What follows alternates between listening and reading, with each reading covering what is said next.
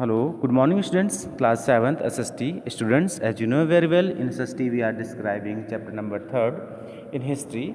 Students, as you know very well, chapter number 3rd is Sultanate period.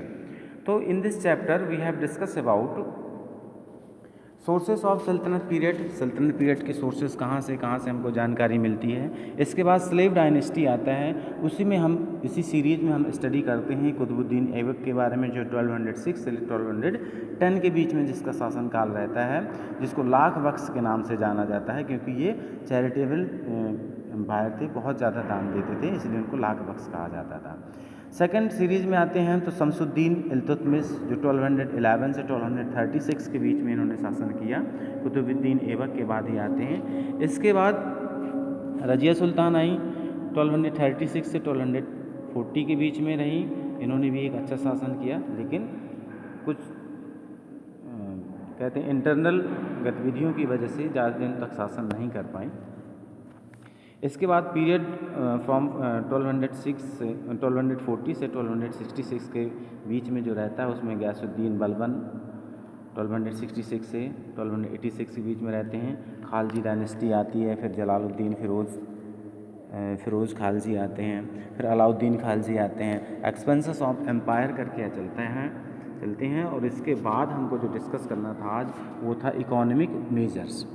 Alauddin Khalji order the measurement of all land under cultivation. Alauddin Khalji order the measurement of all land under cultivation. जितनी भी land cultivation थी, जहाँ पर खेती का काम होता था, सभी को नापने का अधिकार दे दिया उसने। It was divided into different categories according to the fertility. और जो ज़मीन होती थी उसकी फर्टिलिटी यानी उपजाऊ क्षमता के अकॉर्डिंग, फर्टिलिटी के अकॉर्डिंग उसको कैटेगराइज किया गया। Land tax was fixed accordingly, और उसी के अकॉर्डिंग लैंड टैक्स भी लगाया गया। यानी ज़मीन पे जो कर लगता था वो फर्टिलिटी बेस पर ही लगता था। To get more money, Alauddin raise the land tax in the Doab region. ज़्यादा पैसे इकट्ठा करने के उद्देश्य से अलाउद्दीन ने क्या किया, जो दोआब रीजन था, हमारा दोआब जो क्षेत्र आता है, जिसको the fertile land between the Ganga and Yamuna reverse के बीच का जो एरिया है, सबसे ज़्यादा फर्टिलिटी रहती है, वहाँ पर उसने टैक्स बढ़ा दिया। To 1/2 of the produce, 1/2 of the produce मतलब जितना फसल पैदा होगी उसका आधा टैक्स के रूप में चला जाएगा।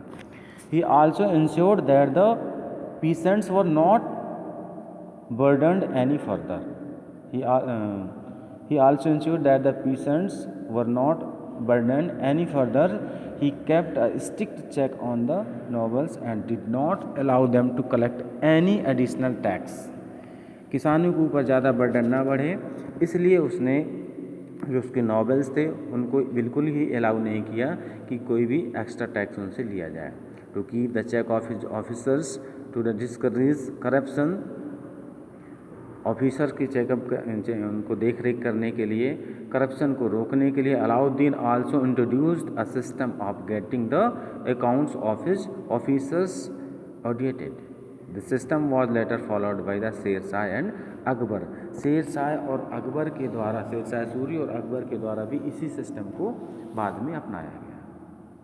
And Alauddin also introduce the market control policy. Market control policy को भी अलाउद्दीन ने लागू किया। And remaining discussion we will discuss in our next video.